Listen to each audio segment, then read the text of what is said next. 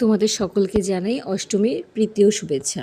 আজকে সারাটা দিন প্রচণ্ড গরম, তার মধ্যে এই অষ্টমীতে অঞ্জলির সময় পাট ভাঙা শাড়ি পরে দেখলাম মণ্ডপের সবারই খুব করুণ অবস্থা, সবাই ঘেমে নিয়ে একাকার।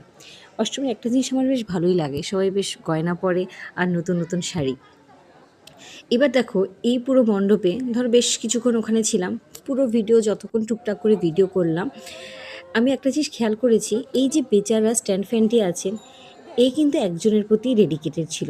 কেন জানি না, কিছু কিছু মানুষ ভেবে থাকেন যে তার একারই গরম লাগে, তার একারই বোধহয় প্রবলেম হয়। টানা এই ১.৫ ঘন্টা এই ফ্যানটা উনি আর কাউকে ছাড় দিলেন না, টানা দাঁড়িয়েছিলেন। আর বাদ বাকি যারা আছে তারাও তো ঝামেলাও করেনি, কারণ আমাদের প্রথম মেন উদ্দেশ্য ছিল যে আমরা এখানে অঞ্জলি দিতে এসেছি, কোনো ঝামেলা করতে নয়। শুধু আমরা আমরা বলতে এখানে সমস্ত, তুমি দেখবে এই ভিডিওতে উনি ওখান থেকে এক ফোঁটাও সরছেন না।